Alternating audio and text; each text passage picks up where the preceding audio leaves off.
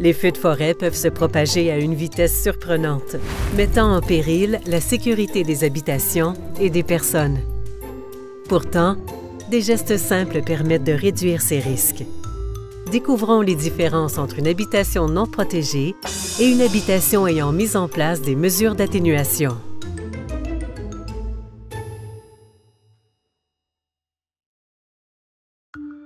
Voici une maison située à la lisière d'une forêt dense, dominée par des conifères. Une galerie construite de matériaux inflammables est attachée à l'habitation. Des débris inflammables se trouvent dans les gouttières et sur la toiture. Les espaces sous le balcon ne sont pas fermés, permettant aux feuilles mortes et autres résidus végétaux de s'y accumuler. Le paillis et l'aménagement paysager autour de l'habitation est inflammable. Des matières combustibles se trouvent à moins de 10 mètres d'une structure. L'herbe est laissée longue et le sol est jonché de débris combustibles. Les conifères ont des branches à moins de 2 mètres à partir du sol. Les conifères sont rapprochés les uns des autres, à une distance de moins de 3 mètres.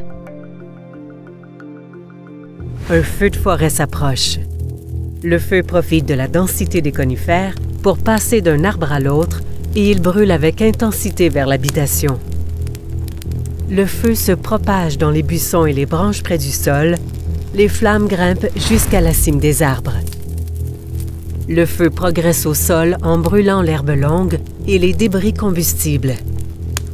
Des tisons enflamment les matières combustibles. Le feu se propage à la structure inflammable de l'habitation. Les tisons s'infiltrent sous la galerie et le balcon, laissant le feu se propager à la structure.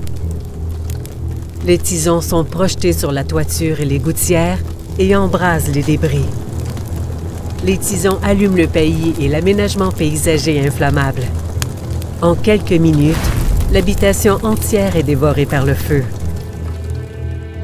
Ce triste scénario démontre l'importance de créer une interruption de combustible à proximité des habitations et des structures.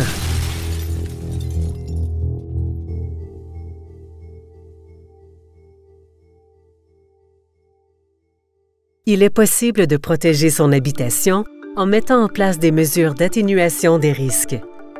Dans cet exemple, l'habitation est construite avec des matériaux résistants au feu.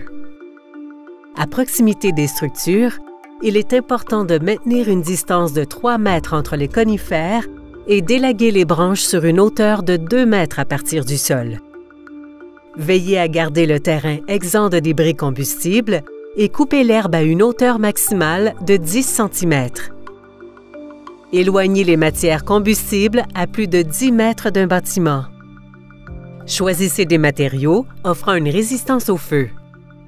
Fermez les espaces sous le balcon et la galerie et nettoyez les gouttières et le toit. Éliminez tout combustible dans un rayon de 1,5 mètre d'un bâtiment. Voyons maintenant l'effet de ces mesures alors qu'un feu de forêt s'approche. L'espacement entre les arbres diminue l'intensité et la vitesse de l'avancée du feu vers l'habitation.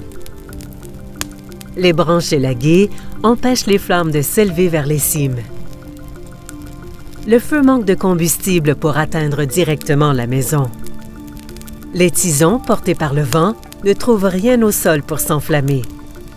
La toiture et les gouttières, exemptes de débris combustibles, ne permettent pas au feu d'attiser la structure. Les tisons ne peuvent pénétrer sous le balcon et la galerie. Avec un aménagement non inflammable, ils ne peuvent pas embraser le contour de l'habitation. Grâce aux mesures d'atténuation mises de l'avant sur ce terrain, les risques liés au passage d'un feu sont diminués.